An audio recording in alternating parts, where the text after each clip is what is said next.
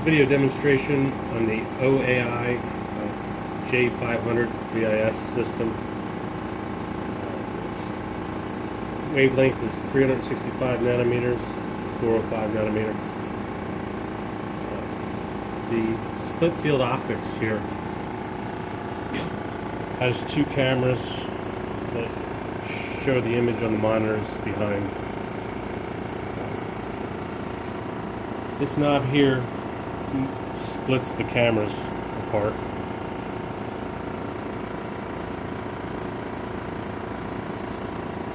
This here is your Z height for your camera. On the back side, there's a coarse and fine adjustment. Now, in order to use these, if you want to adjust the coarse, you have to loosen the fine lockdown, and vice versa. If you want to adjust the fine, you got to loosen the coarse lockdown. Normally, once these are set, you don't have to adjust them.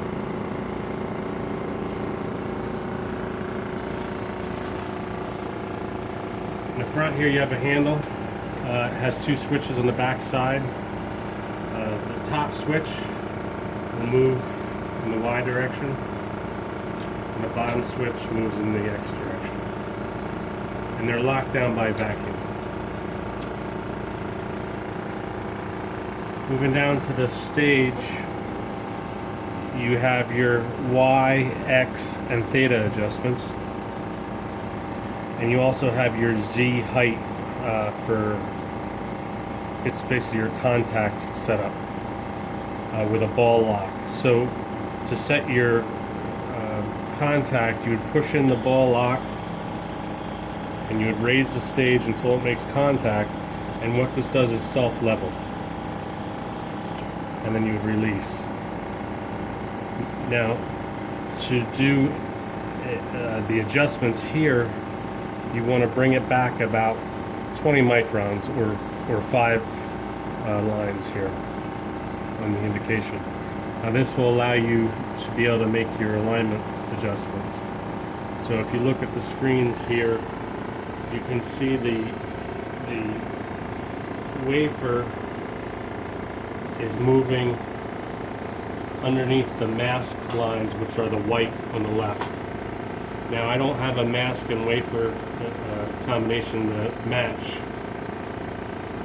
but this does show that all the adjustments are working.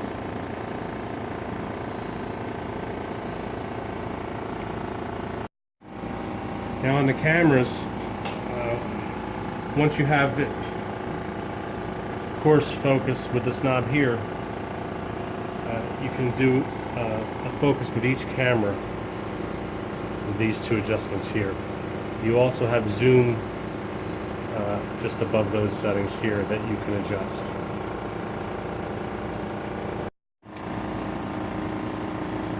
So to load a substrate and mask, this mask here is a top load mask. It's held down by these brackets here. This vacuum line is if you had a vacuum hold down, which this setup doesn't have. This vacuum line would operate off of the mask vacuum switch. So basically, to load a mask, you would loosen these up, put in the mask, and then just put these back in, and they don't have to be super tight, just snug. In order to load your wafer, you can lift the mask frame and load your wafer. You have a wafer, this would also release the wafer.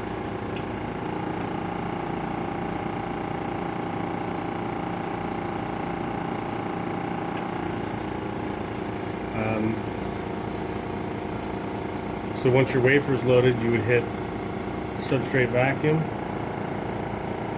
and you can see your substrate vacuum pressure.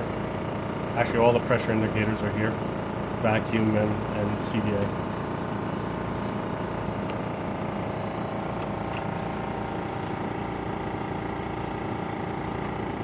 And you and lower the mass frame by again hitting the mass frame button. It's important before you power the machine off, you never want to power it off with the mask frame up, because on initial power up what happens is the head wants to move over the stage as the first step. It is indicated here with a label, but you always want to make sure the mask frame is down and there's nothing on top of it that's going to get knocked off when the head turns over when you power the system on.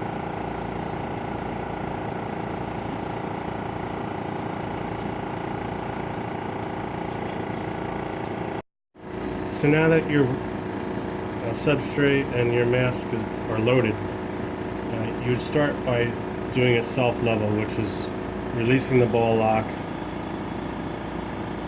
driving the stage up, and it self-levels. And then, as I said before, you want to bring it down about 20 microns. And now this will allow you to do the adjustment for aligning your fiducials of your mask and substrate.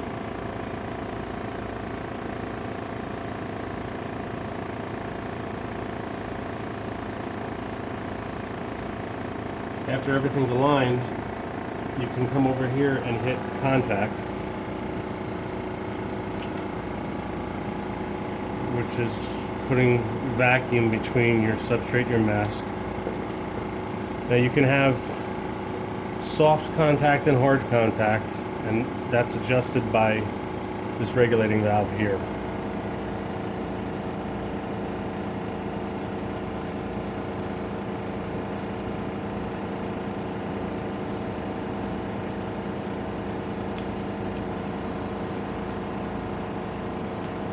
So you're adjusting the regulating the N2 flow into the chamber. Now soft contacts between 7 and 10, and hard contact between 10 and 12. So if you wanted to go hard contact, you would just adjust this up.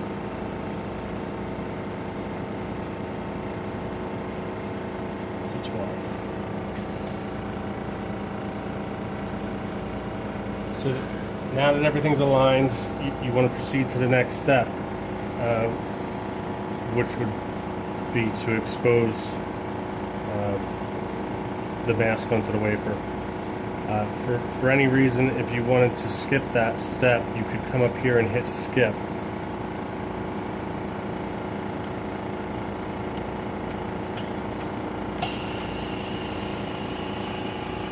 And what that does,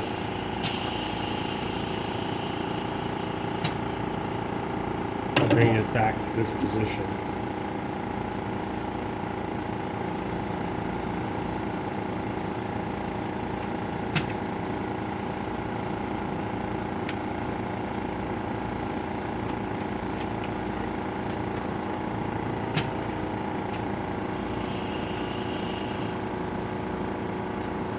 So the alignment's complete. We're going to hit contact, make sure everything's still aligned, and then we'll hit cycle.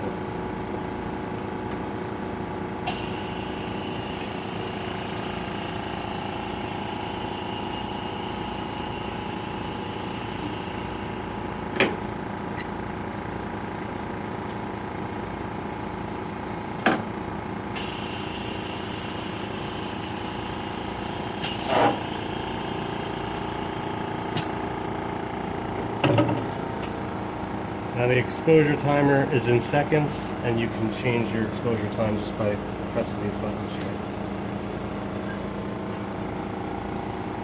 So that would be a complete cycle. You would change out your substrate or wafer and start the process over again.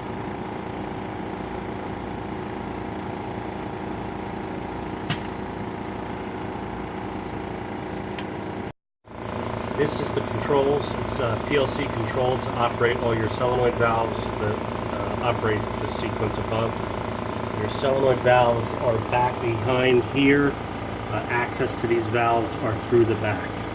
There's a panel you can remove to enter and, you know, if you have to do any maintenance on the solenoid valves. This adjustment here is for your ball lock pressure that does the self-leveling on the mask. This is the power supply for your lamp. There's two control modes, intensity mode or power. You can see the milliwatts per centimeter squared here. You operate this when the shutter is open. You have to do a calibration with external meters to set this up correctly, which I've done, so it will control at 365 on the left or 405 nanometers on the right. It also can control in constant power mode, which is just off the power scale here.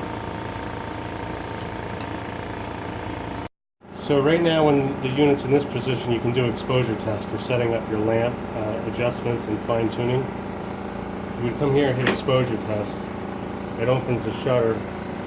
The timer is eliminated at this point and it will just stay on so you can make your lamp adjustments. As you see here, 365 nanometers, 15.4, the 405 is 28.2. I'll change, we're controlling 365 right now. You come down here, you can see I'm at 15 here. So you can change this setting to adjust the power of the lamp. And as it works with the 405 as well.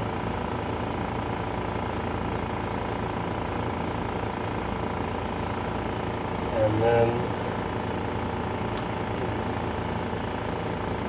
if you wanted to be in constant power mode, you can see right there I'm at 250, but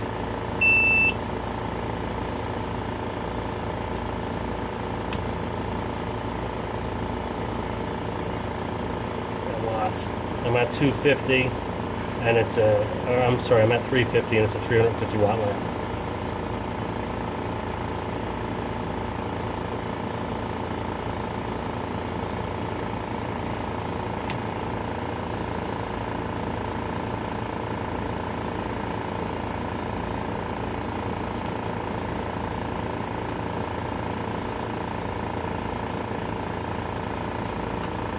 What I'm going to do is I'll pull the 405 out.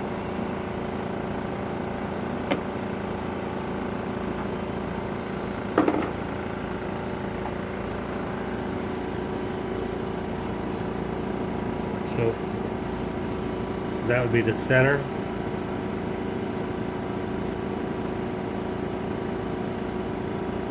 Back.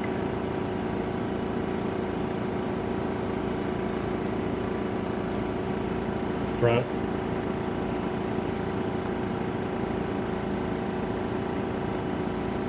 Left.